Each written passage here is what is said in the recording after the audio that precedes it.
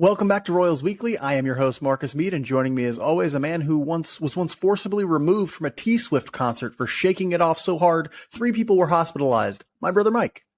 Well, let me just say this. Those haters, they're going to hate. They're going to hate. They're going to hate. They're going to hate. Okay? Let's talk about some baseball players, though, who are going to play. So... see, when T-Swift gives you a command like shake it off, you take that to the fullest extent, Mike. You don't take those things half-heartedly. That woman is you shake it off so right. hard. She's my Svengali. She's that's great. Love advice, career advice, life advice, really. From every album she's ever hit. Bangers. Some people call her a musician. I call her a philosopher. So yeah, philosopher Taylor Swift. So on this week's episode, we'll discuss the Royals' first losing week of Cactus League baseball. It was not a great week in the win-loss column because we know Cactus League's wins, losses, they matter so much. We'll give our second roster projection during our spotlight segment. We gave one previously that was shot immediately when Drew Waters got hurt. And then we'll give our second one and maybe one more before the start of opening day to make sure we're 100% right on this bad boy. And then we'll speak a little bit about the final rotation spot because the competition is getting muy caliente for that last spot in the rotation. Chris Bubich, Daniel Lynch. It's really coming down to 2 guys. We're going to talk a little bit about that and just preview very briefly the last week. But first, Royals Weekly is brought to you by All In Physical Therapy. For one-on-one personalized physical therapy, we choose All In Physical Therapy. Why? Because they took excellent care of our mother after her surgery. She went to All In Physical Therapy after surgery left her with pain and limited mobility in her arm. She was worried because she likes to be very active. She likes to do active things, arm wrestle truckers to earn her children's admiration. That's just the plot to the movie Over the Top, you dumb. Based on her life, I swear. She wanted to be able to do that stuff again. The excellent specialized care she got from All In Physical Therapy had her back to working out every single morning in no time. She probably exercises more than Mike and I do. Yeah, our mom is yoked, people. I mean, she is jacked. All right. 5'3", 280 pounds, pure muscle. Okay? That's right. Pure muscle. If you're an athlete who sustained a sports injury, the team at All In Physical Therapy will get you right. It's run by trained professionals and athletes who know the difficulty of the rehab process. All In Physical Therapy is owned and operated by Lisa Mutt's own Tommy Freevert, a former Arena League football player, Northwest Missouri State Bearcat, and a hell of a guy. We know personally. They have offices in both Blue Springs and Lee Summit, but even if you're outside that area, it is worth a trip to go work with Tommy. Great dude, excellent experience, can really help you get through your physical therapy. We trust the team at All In Physical Therapy, so should you. Tell your doctor you want to do your physical therapy with the best of the best at All In Physical Therapy. To learn more, give them a call at 816-427-5300. That's 816-427-5300, or visit their website at allin-pt.com. That's ALLIN-pt.com. Yes, you did just hear an ad, the first ad we've ever done on Royals Weekly, because we have our first ever sponsor here on Royals Weekly, All In Physical Therapy. A big thank you to them for sponsoring the show. If you know anyone who is interested in sponsoring Royals Weekly, breweries, liquor stores, distilleries, yes, non-alcoholic brands as well, we're happy to speak to them. We're happy to speak to them. If you would like an ad here on the show, if you'd like to sponsor Royals Weekly, go ahead and email us at royalsweeklypod@gmail.com, and we'll discuss bringing on new sponsors, because that's something we're doing now. But now let's talk about some baseball. We'll start with roster news. There was really only one bit of roster news. A couple guys got demoted and sent down to minor league camp and stuff like that, but we knew that was going to happen. Guys like John Heasley and Jackson Kowar and a few other guys we knew were going to be sent to minor league camp were sent to minor league camp. But the Royals did sign somebody in the last week. The Royals signed old friend Jake Brentz to a 2-year major league deal worth nearly $2 million. Now, Jake Brentz is recovering from Tommy John surgery, I believe. It's Tommy John, right? I'm not exactly sure. I think so. Yeah, it was he's recovering. Whatever it was a year ender. It's not a short amount of rehab time. So yeah, you'll remember he started the year last year with the team, went down almost or very quickly into the season, and has been down ever since. And he's still got quite a ways to go. I don't think he's going to pitch in 2023, but They signed him to a 2-year deal with about a total of nearly $2 million. Mike, what do you think of this deal bringing Brents back to the Kansas City Royals? I was really surprised, not because of the health thing, because I don't really know where that is exactly, where he is physically, but because he doesn't seem to fit the profile of what they're looking to do right now. Jake Brents' MO was that he had decent stuff, but had real trouble throwing strikes.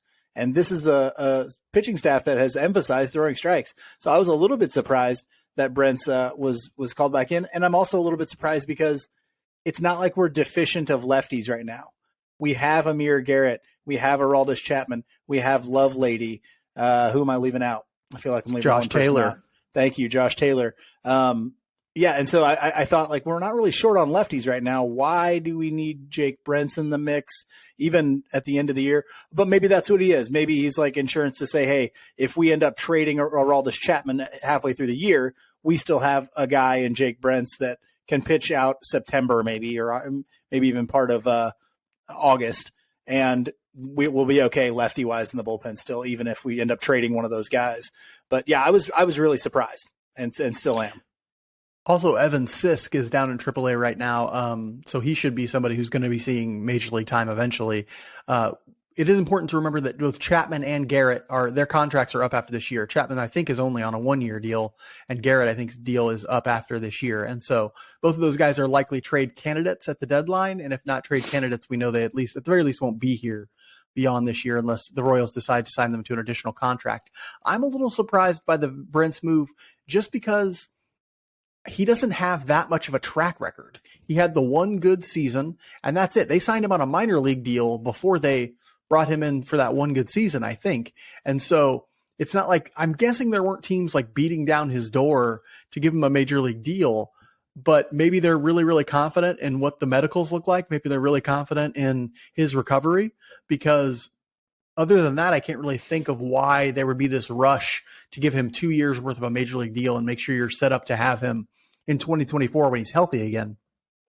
So obviously they have some level of confidence in him in that way. So that probably bodes well for what his recovery is looking like right now. The medicals probably all look good. He probably looks like he's on track. Maybe we'll see him at the end of 2023. Not entirely sure, but this is more like a move that's to set him up to be in the bullpen in 2024 and like be in the bullpen. It's not like show us what you got in 2024. He's on a major league contract. He will probably be in the bullpen in 2024. It's still a little weird for me too, because that's another person on the 40 man, you know.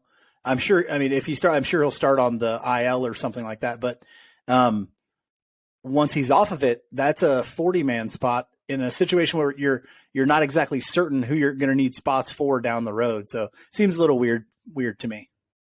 Yeah, he will be placed on the 40 man and then immediately go on the 60-day IL, which means he won't count against the 40 man until he's off the 60-day IL. And you can stay on the 60-day IL for as long as you need to. And so, yeah, it is going to create some sort of 40-man confusion once he's healthy. Don't know when that'll be.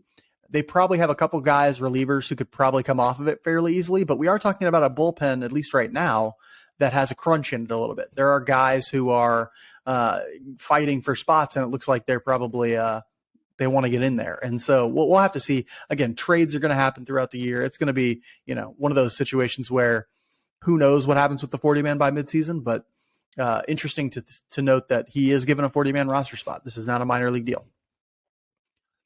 This week was the first week the Royals looked not good in spring training. The Royals went 2-7 this week.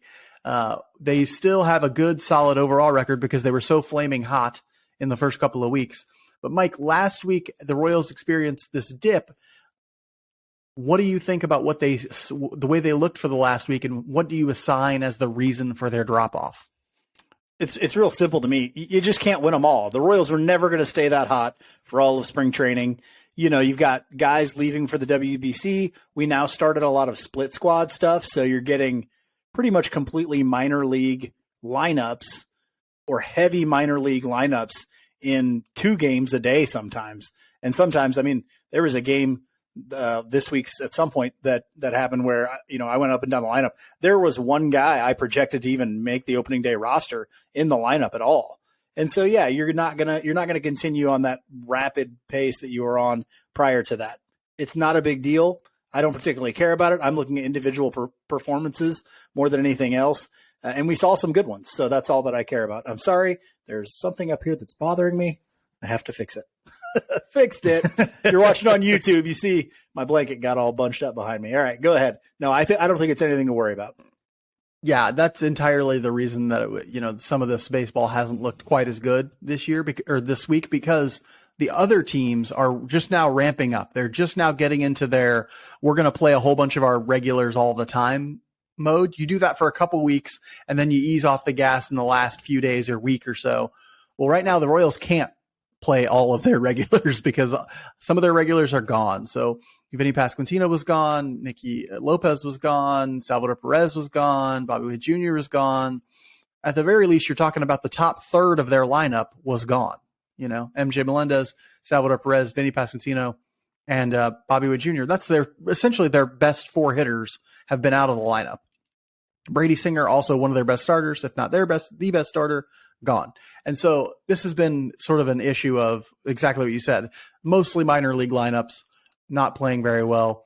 When I say not playing very well, I just mean like getting beat by major league players. That's no shame in that. And so, that's that and a little regression to the mean is just what we're seeing here as they take a skid in the Cactus League for a little bit. Did anyone stand out as noteworthy for you this week, though, Mike? Did anybody have a decent week, or was anybody particularly struggling? Yeah, it was good to see Franmil Reyes continue to hit the crap out of the baseball. He had a great week this week, had a home run, had a double, 4 RBI. He looks like he's seeing the baseball really well right now and just pounding the ball down there. So if he can bring that north with him, he's got to kind of do that because he's not giving you anything on the bases. He's hurting you on the bases. He's hurting you in the field. So I think he's going to be a guy that plays a lot more DH than anywhere else. But he's really, really making great contact with the ball right now. And that has been good to see because if we can get, again, guys, this is found money if he ends up being good, because either you get the production for him all year or you get the production for half a year and you're able to trade a productive right-handed bat to a contender. And so nothing wrong with those things. And really, how long has it been since the Royals had the kind of firepower that you can see this lineup having with Salvador Perez, Vinny Pasquantino, and Franmil Reyes through the middle of this lineup? That is some firepower. Not since the days of Perez and maybe Eric Hosmer when he was hitting right and Kendrys Morales coming through the middle of the lineup, or Moose, maybe Lorenzo Cain and Moose.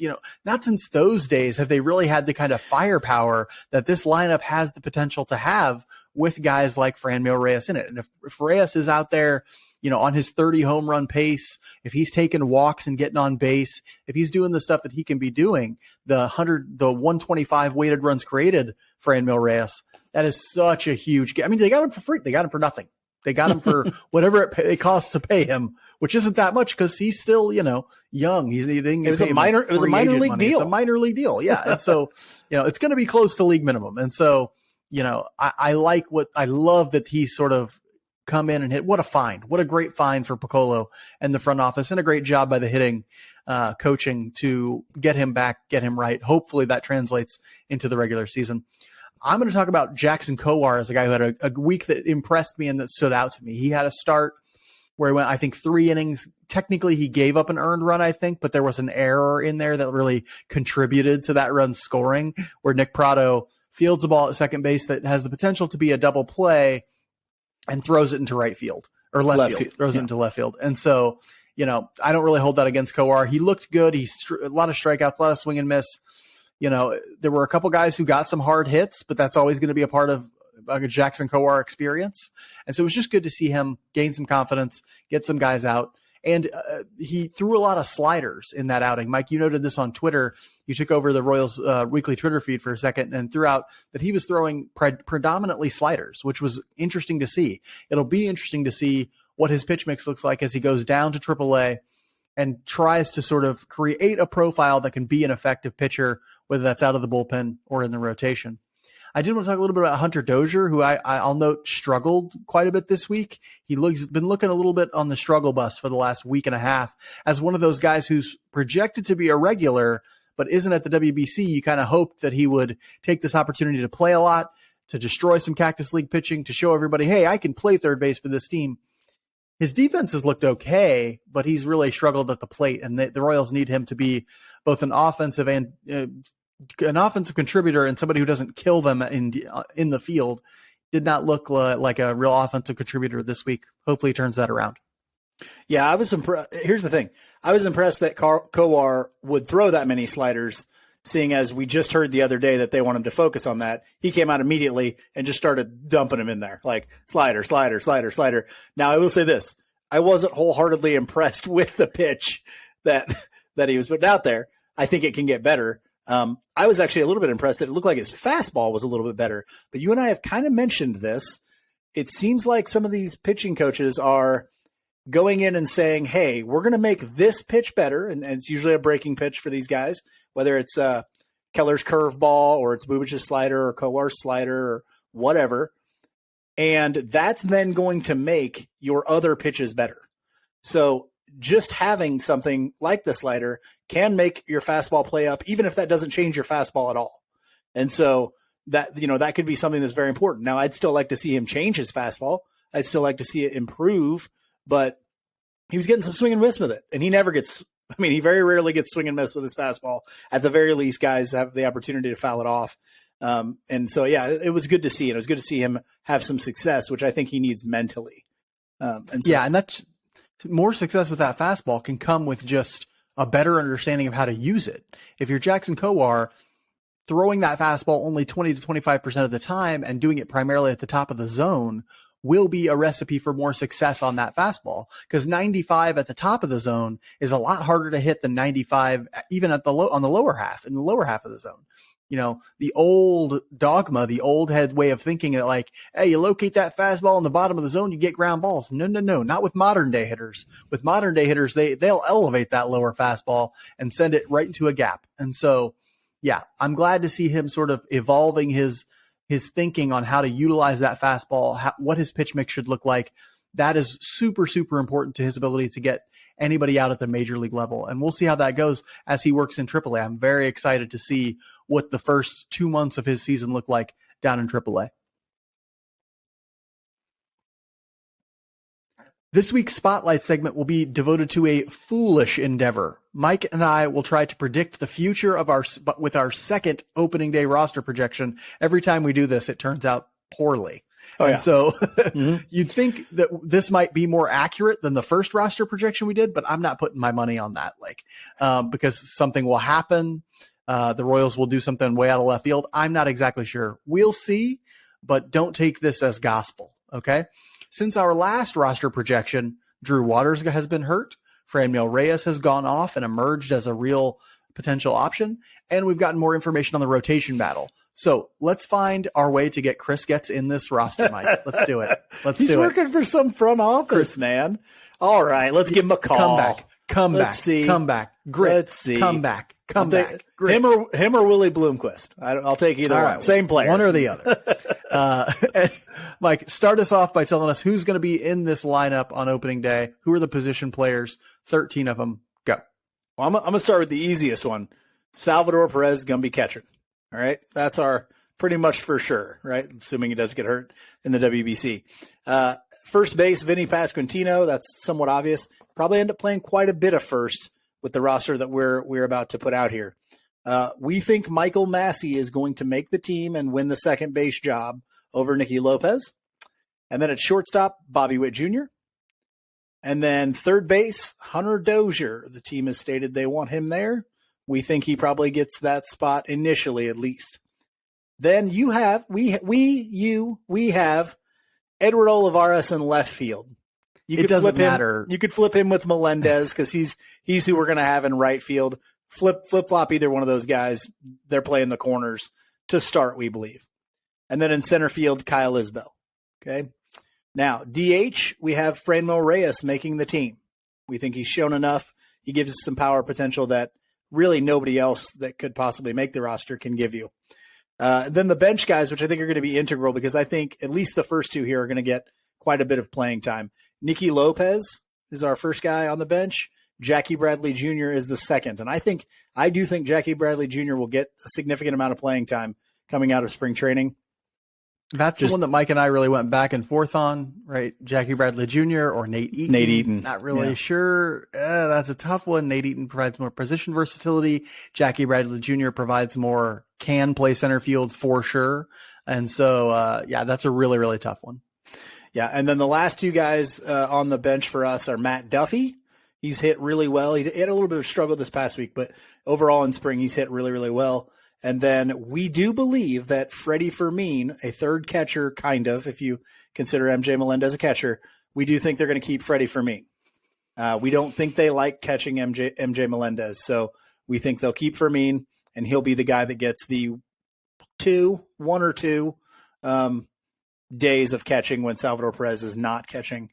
And yeah, that's how we think it will go. Just missing our roster, we have Nate Eaton, who I think definitely sees time in Major League Baseball this year. Matt Beatty, who's had a pretty good spring, shown some pop, but defensively he's no good and can be streaky as a hitter. Johan Camargo has struggled a little bit. I think just went down with a little bit of an injury kind of thing 2 days ago, maybe. Can't remember what it was. I don't know. Camargo just hasn't hit. He hadn't hit much either. To really make this roster. And then Michael Garcia has had flashes of some good things this spring, but you don't want him coming up and just sitting. So put him in AAA, let him play every day because he still needs to work on some things offensively. We'd still like to see him, hit the ball a little harder consistently. So those are our position players. So, Mark, looking at this position player group as a whole, how do you feel about it? I actually feel okay about it. I feel pretty good about it. I feel optimistic at the very least. And I think this whole thing changes at least a little bit when Drew Waters comes back in, because then you have to ask the question, is Jackie Bradley Jr. still on this roster? Where's Drew Waters going to play? Is Edward Olivares going to move to the bench and be more of a rotational guy? It's a big question mark. And what happens if Olivares is crushing the ball? We know that he can get into these phases where he's just insanely red hot offensively. So there's a lot of questions to be asked about what happens when Drew Waters comes back.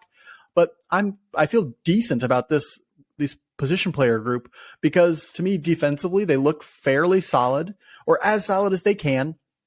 Isbell in center field I think is going to be very good.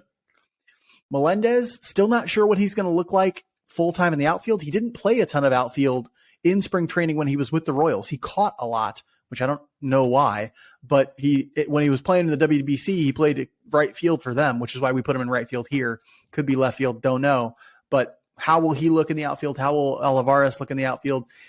The outfield defense, you'll probably have to say, might be average to slightly above average at best. The infield defense looks like it could be pretty good, especially if they rotate well enough. But Hunter Dozier is probably going to be a liability at third. Bobby Witt Jr. we're not real sure about. It's all a lot of question marks defensively. But I think offensively with Reyes and Perez and Massey's been on a heater and Bobby Witt Jr. looks like he's progressed, it could be a really interesting team offensively. Yeah, I feel pretty good about it too. We said that we thought this could be a top 15 offense, and I still think that. If they can be in the top half offensively, I think that's a good thing.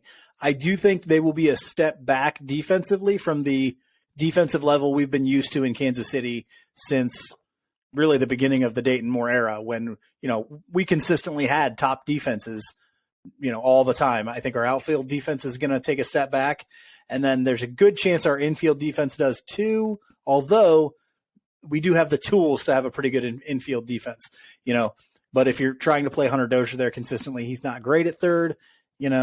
Bobby Witt Jr. still has to show us that he can make the everyday plays every day. And so, yeah. And then of course, Prado's your best defensive first baseman. And I think Pasquantino is going to have to play first base pretty consistently because Reyes is not going to give you anything defensively. So, I do think we take a step back defensively, but I think this offense has some real potential. Now, what we can't do is something I've mentioned before. We can't expect everybody to have their 99th percentile outcome here. So, yes, we can expect Hunter Dozier to be, between a 90 and 100 weighted runs created plus kind of guy because that's what he's been. Okay? So, don't expect him to go crazy. Don't expect, Nicky Lopez to hit 300 again. Be realistic, but I think even a realistic outcome is a top 15 offense. Moving on to the people who will really determine the outcome of games, the starting rotation. the people who really led the Royals into that 67 65? and 95? 65 and 97? 65. Yeah, 65 and 97 season last year, the starting rotation. We project a starting rotation of Zach Greinke, Brady Singer, Jordan Lyles, Brad Keller, and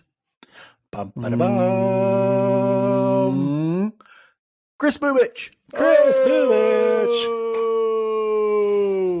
Yes, we have gone ahead and put Chris Bubich into that fifth starter. It was a question and a discussion that we had. This, of course, means that Daniel Lynch just missed out on the starting rotation. I don't really consider Heasley and those guys as just missing out because they played not very well this spring. And so, they're not really in the conversation for that fifth starter role. But yeah, we're going to give it to Greinke, Singer, Lyles, Keller, and Bubich. Because Bubich I think Lynch left the door open to. Oh, just say it. Inconsistent. Say it. Lynch lost it. Bubich didn't win it. No, I don't think that. I do not think that at all. I think that Lynch didn't pitch very consistently this spring. Still has some questions to answer about his arsenal and about his command. And I think Bubich actually has pitched pretty well this spring. Bubich has thrown like 5 innings total. And so it's hard to know. But by the time opening day rolls around, by the time the fifth game rolls around where they need a fifth starter, he will have thrown quite a bit more than that, probably another 5 innings at least by then. And so, but he has pitched pretty well. He has shown command. Even when he's walked guys or things like that, you've seen a mound visit and he's a tweak and he's throwing strikes again. And he's striking guys out again.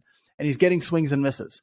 And so I just think that Bubich has shown less volatility this spring, so far anyway, and the Royals are going to prize that in a fifth starter. And so I think Lynch goes down to AAA, works on some stuff, and Bubich gets that fifth starter spot. And you and I saw Bubich pitch against the Brewers when we were down there in Surprise, and he looked pretty good in that outing. He was commanding the ball. He was getting swings and misses against a lineup that had several of their big leaguers in it. And so, I mean, that's the best thing I can see. I know in his start the other day, his first inning was rough. He ended up getting out of it without giving up any runs, but he struck out 3 in the second inning. I mean, that's not the Chris Bubich of old. We haven't ever seen him getting swings and misses. So I'm very interested to see how he does to finish out this spring. But I think right now he certainly has the upper hand on Daniel Lynch in getting that fifth spot. And we thought that Bubich would be one of the guys who were really receptive to this new coaching staff and their new approach. And it looks like he really has been. Incorporating that slider has been a big deal for him. His other pitches look good. His fastball looks so much better than it did previously. And if that can be the case, that can really turn around the prospects on Chris Bubich's career as a starter in this league. All I'm really looking for from Bubich is more consistency than he's shown in the past, because we've seen stretches of him being a successful starter at the major league level. I feel like the hype around Daniel Lynch is so much more than Chris Bubich that people forget Chris Bubich has been by far the more successful major league pitcher than Daniel Lynch, by far.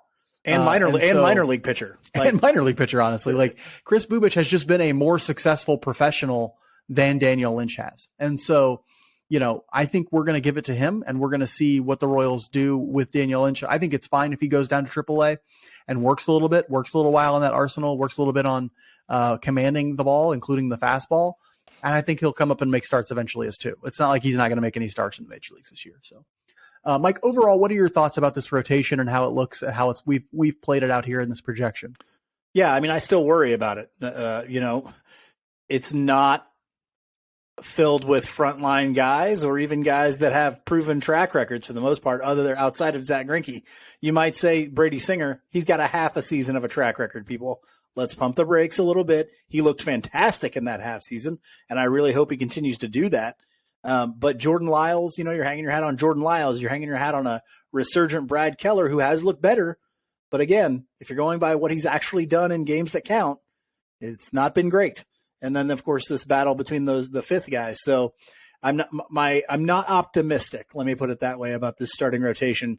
And I do worry that, and you and I talked about Bobby Witt Jr. hasn't really had many plate appearances in the World Baseball Classic. So is he going to come back and be cold? How's that going to be? Brady Singer's the same way. The one outing that I saw that he had did not go well. he could not throw his slider for a strike at all.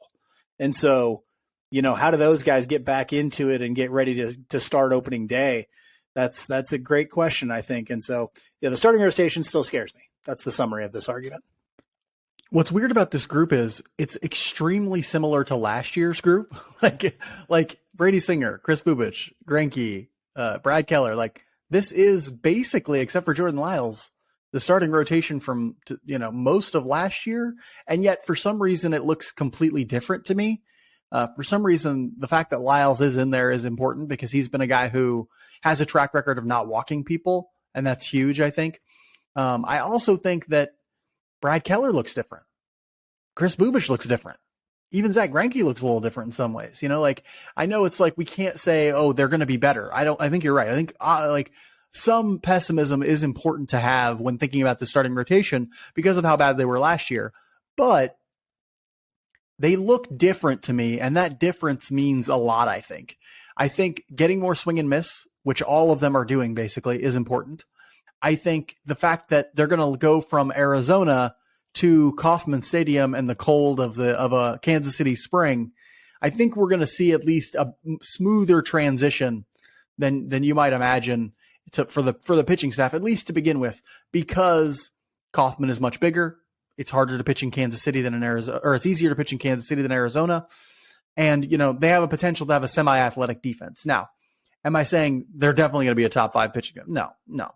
But will they be better than last year? That's my only benchmark is, will they be better than last year? I can't imagine they won't be. I cannot imagine they won't be. That's a pretty low bar. Was so bad. Last year was so bad. How could they not be better than last year? They're going to be better than last year. The question is, how much better? Here's the bar that you've set. Don't spike yourself running out onto the field. That's the bar you set. Hey, you did it, man. Way to go, buddy. Got all the way out to your position and didn't get hurt. Woo! That's because they were so bad. They were so bad last year. I agree. They have to take a step forward. And I am encouraged by some of the stuff you talked about.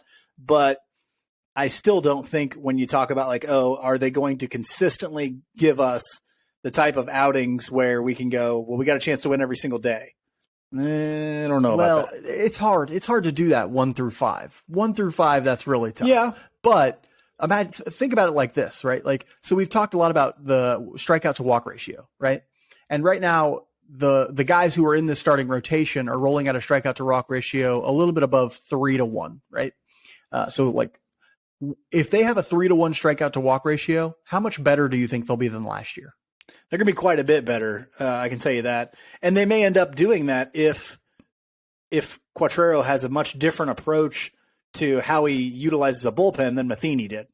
He can really help these guys by putting them in better situations where, hey, I'm not letting him go through at least a certain part of the lineup. You might go, okay, we've gone through the lineup twice. He does really well against their first 2 hitters. We're going to let him have these first 2 hitters. Then we will not let him face a third guy. That's something like that. Or he says, hey, this guy faces a pitcher like this. He's coming up to start this inning. We're not going to let him go back out for that next inning. Even if it is, he only pitched 4.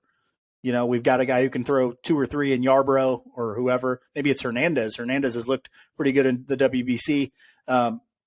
You do that instead of throwing your starting pitcher out there and going, well, we want to get him that W, be smart about it. And that might help him. I think that definitely will. I think you're going to see pitchers put in much better positions, and that includes starting pitchers. And so we'll see on this rotation, but I have a little bit of optimism that at the very least, they'll be much better than they have been. Mike, round out this roster for us by telling us who's we project to make it in the bullpen. And this one was kind of tough for us because there are some guys that are pitching pretty well, but maybe have options, things like that. Scott Barlow kicks us off. Josh Stalmont, Dylan Coleman, 3 stalwarts from last year. All 3 very solid bullpen pieces. Then Aroldis Chapman, Amir Garrett, Richard Lovelady has pitched pretty well this spring. He's out of options. We think he's finally going to get a shot. To be clear, he is not out of options. Oh, yeah, he got an extra one, didn't he? Yes. Him and Hernandez were both given extra options, but I put him on here because he has earned it. He has pitched very well, probably better than any other reliever this spring. And so, I think he's just earned it. They have a lot of guys who have options, and so I think he's going to make it. And It's nice because we want him to get his shot in Major League Baseball. He probably earned it 2 years ago. Carlos Hernandez, who, like we mentioned, has looked pretty good in the World Baseball Classic pitching for Venezuela.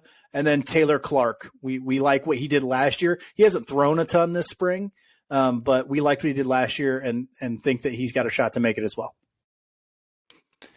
What does that mean for who missed this bullpen? It means that what are we going to do with Ryan Yarbrough? We're saying that he's not going to miss the roster. He's just going to go to extended spring training. We think that he's got some more time to ramp up and get ready for the season, and they're going to give him that time. What does that mean? It means in about a week after the season starts, they're going to have to find room for Ryan Yarbrough probably. And so we'll see what they end up doing to make room for Ryan Yarbrough. Could be an injury happens in that first week, and they don't need to really worry about it. I don't know, but we're projecting that Yarbrough doesn't make the opening day roster because he'll stay in extended spring training after having been hurt for at least half of, if not more, a little more than half of spring training. We also project that Josh Taylor will just miss the opening day roster because he has options. Jose Cuas, who has pitched very well this spring, has options, so he's going to miss the opening day roster. And then non-roster invitees like Ryan Weiss, Nick Whitgren, and Brooks Kriske, we also project to just miss the roster. And I have despite having some good moments. Yeah, I have to say this because the other day we bought tickets for my in-laws to go to a spring training game the other day to thank them kind of for letting us stay at their house and go to spring training down there. They called me and said that Ryan Weiss was the most impressive guy they saw pitch that day. And I was like, oh, cool. That's awesome. I didn't even know who he was really. And then I start seeing tweets about it like, hey, Weiss was unreal today. So I got to catch this guy pitching because I don't know that I've ever seen him throw.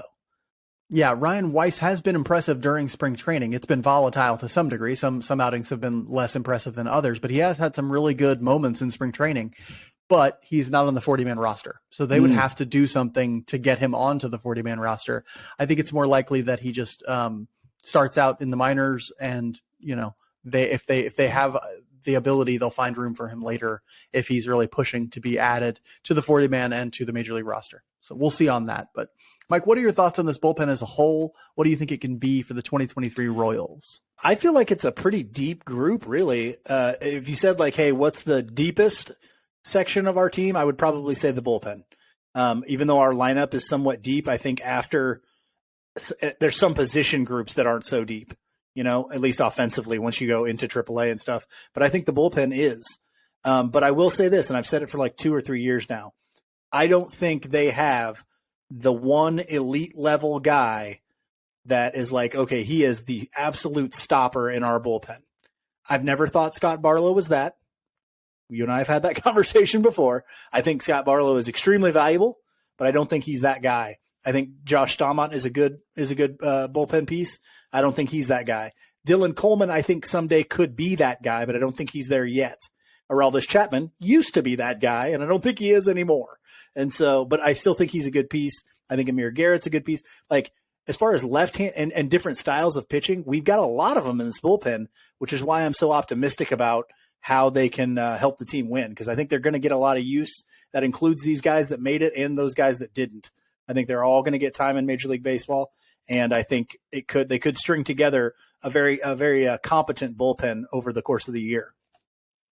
Yeah, I love the depth of this bullpen, and I love the diversity of this bullpen. And I think it's going to be so much better utilized that you're going to see a lot more effective pitching out of that bullpen. And that includes guys like Amir Garrett, right? Amir Garrett did not pitch well last year, right? In part because Amir Garrett was not put in the best positions to pitch last year. And so him, along with guys like Richard Lovelady and, even Dylan Coleman or Jose Cuas when he comes up, or Ryan Yarbrough when he's back, they're all going to be put in much better positions to succeed than they were last year. And so I think that alone will help so many of them. And I'm really excited to see what it means for the bullpen's effectiveness as a whole, what it means for the Royals' run prevention as a whole. This team could be a lot better when it comes to run prevention, just from better decision-making on the part of the pitching coaching staff and the manager, Matt Quatrero. And so looking forward to that, looking forward to not being exceptionally nervous anytime the manager is about to make a decision when it comes to the bullpen. And this is something where I think Zach Bove could come. Is it Bove or Bovey? I think it's Bove. Zach Bove could come into play. They really talked up his ability to game plan for pitchers. And so, if they're doing things well before every game, somebody, and it might be Bove, it might be somebody else at this point, I don't know, because he may have a different role with us than what he did with Cleveland, if I'm not mistaken. The Twins. Sorry. But he, like, you need a game plan going in to say, hey, if these guys are coming up, these are our relievers that profile well against them and that type of pitcher. And so then you can start utilizing them that way and say, okay, we know that these three guys aren't great against a guy that submarines like Quas does. And so we bring him in. They're right-handed hitters. They don't handle right-handed guys with movement to the arm or to the glove side. Bring Quas in. You know what I'm saying? So if we can get some good game planning, coaching can be a part of making them more effective as well. Right, and it won't just be like bring Quas in. If they're bad with movement to the glove side, it'll bring Quas in and tell them to throw a lot of sliders, right? Like, as opposed to that sinker, which they might be better, with arm side run or something like that, right? They'll have a plan that is a plan for pitchers to use and what those pitchers should be doing in those at bats that'll be far superior to what took place previously. And so that's why I'm excited, right? Like they'll understanding better, like this pitch profile, this kind of movement does better against these kind of hitters. It's going to be far more advanced, the decision making, than it was in the past. We've already seen the ways in which the thinking about pitching has gone from, 1920s thinking that, or the 1500s approach to the plague, all the way to 2000, we know what germs are now, right? That's what I'm saying. Like the understanding of pitching has leaped ahead from, rubbing two sticks together to a friggin' flamethrower. Okay. And so, it's more Cactus League action for the boys in blue this week. That said, they should receive a jolt as some of their best players rejoin the team. Vinny Pasquantino, Nicky Lopez, and MJ Melendez should rejoin the team sometime early this week, I would think, after their teams were eliminated from the WBC. Salvador Perez and Carlos Hernandez will probably rejoin at some point this week as well, as their teams, Venezuela has also been eliminated. And so hopefully that gives a little injection to the lineup and the pitching staff, getting some of those guys back. The Royals will have games against the Cubs, White Sox, Padres, Giants, Dodgers, and Cubs again this week. This is the last full week of spring training games. We're like 10, 11, 12 days from opening day right now. What are we? Exactly 11 days from opening day as of this recording, Sunday, March 19th. Mike, what do you expect to see in a week where things are really winding down? Well, it's hard to say. This is going to be like the last full week of teams going most of their regulars most of the time. They're ramping up to some degree, and then they'll wind down excessively. What do you expect to see in this last week? I want to see how they set up the starting lineups for the outfield. I want to see because this is the time, especially at the end of this next week, when you'll start to see the lineups be about what they'll be on opening day and moving forward in actual major league action. So I want to see where they're playing guys in the outfield. Is Melendez playing left? Is Olivares playing right? Is Jackie Bradley Jr. playing in center, and Isbell's playing one of those positions, and they're figuring out other things to do using the DH and all that sort of stuff. So I want to see really how they're going to set up the outfield for the long term. Are they going to use Jackie Bradley Jr. as a real fourth outfielder where he only plays when Isbell needs a day off or something like that? Or is it going to be more of a, hey, we're willing to move guys around and try different things depending on who's throwing that day? So that's the big thing that I'll be looking for, because I still think with Bobby Witt Jr. and Singer out, we'll kind of be able to see some stuff from the pitching staff. And of course, we really have to keep watching the Bubic Lynch thing. Like that's another big storyline here. That's probably the biggest one. So is that what you have? Oh yeah. His thing says eyes glued to Chris Bubic. What are you doing to me right now? Just stole it right from him. What are you doing to me right now? I got to start reading the outline. What are you doing? You got to learn to read is what you got to do. Anyway, yes, my eyes will be glued to Chris Bubic and Daniel Lynch, because this is super important to me. Like that's 20% of your rotation still has yet to be determined. And I really, really want, I think Chris Bubic I think he will be better to start this year. Does that mean he'll always be better than Daniel Lynch? No, but I think he will be better to start this season than Daniel Lynch will. And so I'm kind of inside my heart rooting a little bit for Chris Bubic to go out, seize this fifth starter role and run with it by pitching really, really well this week. And so I'm going to be focused on Chris Bubich a lot. I really want to see what he's like you. I'm interested in what kind of rotations they start getting going, who plays where. Do we get a chance to start seeing like, oh, this is how they're going to use Jackie Bradley Jr. This is how they're going to use Hunter Dozier and how they're going to sort of rotate at third base and things like that. I will be interested in all that, but really I'm focused intently on that fifth starter battle and who comes out of it, because I think it's really going to matter. We'll end this week's episode like we end every episode with our Just About Outside segment, where we talk about something that's interesting to us outside the world of baseball. Mike, I don't know what you're up to. I know you're doing mostly the parenting thing and you're about to go on spring break. So come up with something interesting. Tell us what's been exciting you outside the world of baseball. Well, I am mostly doing the parenting thing because, you and I were both sick. Everybody was sick on the spring training trip. As soon as we got back, my wife got sick again because we were on an airplane, and airplanes are disgusting. Planes are filthy. And so I've been single dadding it for the majority of the week, but she's feeling better now. So, but we were talking, and I was like, hey, my wife's name's Morgan. Morgan, I need just a bit outside for this week. She said, how about learning new things? I was like, what? She's like, yeah, how important it is to continue to learn new things in your life. And I was thinking like, yeah, that is very important. So right now I am learning to become a certified computer technician. Okay. Mark and I have a little plan, a little scheme going on for that to have, to just have something to do outside of our normal jobs. And then my wife learned how to solve a Rubik's Cube. And amazing. Your partner is learning to speak Spanish right now. She's really good at it now. And even this podcast is a great example. A couple of years ago, Mark and I knew nothing about making a podcast. Mark wanted to do a Royals podcast, and so he went out there and basically learned how to do all of it.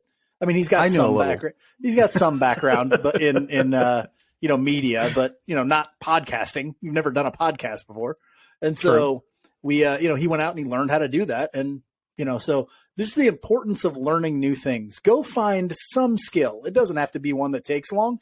My wife learned the Rubik's Cube thing on a YouTube video, right? And so, just sit down and learn something new at some point. It keeps your mind sharp, keeps you from getting the mush brain, okay? And, sometimes you even, turns into a hobby that you do with your brother every Sunday, or, turns into something you can make a little money off of, or whatever. So, go learn a new skill. That's my challenge to the weirdos right now. Great challenge. Yes, I've learned many a skill just on my own. Hell, I learned baseball evaluation, advanced statistics, and all that sort of thing. It's just a fun thing to do. It's just a hobby. And, I taught myself a lot of advanced statistics as a result of it. I did some training with scouts and things like that to be able to watch baseball in a different way. And that turned into this. So, sometimes it's fun to just kind of pick up new things that you're passionate about and that you can be interested in. It's, we have time, not everybody has a ton of time, but we all have some time. And so you might as well spend it productively rather. I mean, I like to sit in front of the TV as much as the next guy, but I can't do that all day, every day. There aren't enough fantasy shows to just sit in front of the TV all day, every day. They only made one season of Firefly. So there's only 2 seasons of The Witcher out right now, and they come so slowly. So might as well learn a new skill. For my Just About Outside this week, I'm talking about something that everybody's been talking about lately, the new airport.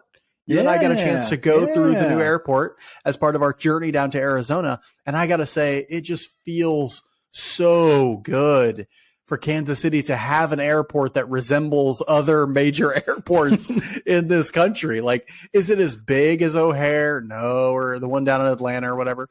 But now you go through security and you can just relax before your flight if you want to. You can chill at this sort of semi-chainish looking restaurant that's like a, kind of trying to be a sports bar. You can just chill there and have a drink or have some chicken fingers or whatever the hell you want. Just chill there, pay for some overpriced chicken fingers and relax before your flight, because that's way more fun than I'm just sitting here now. Let me go get some Chex Mix. You have no recourse in the previous airport. It's all pretty organized. It's all, all the bathrooms are really clean right now anyway. It's new. But it all looks pretty good. They could use some more signage for various stuff. That is the one issue I had. They need more signs. They could use some more signage out there, especially for things like directing you to baggage claim and stuff like that. But so happy to have a modern airport here in Kansas City. It's going to do so much good for us, and I'm just going to enjoy flying in and out of it more than I have in the past. So great job, Kansas City, coming up with this new airport. Really, really liked it. That's all we have for you for this week. Tune in next week when we talk about, guess what, the Kansas City Royals and more baseball. And by next week, I mean, we're going to be right on the doorstep of opening day. Yeah. So tune in for that. Until then, be good to each other. And let's go Royals.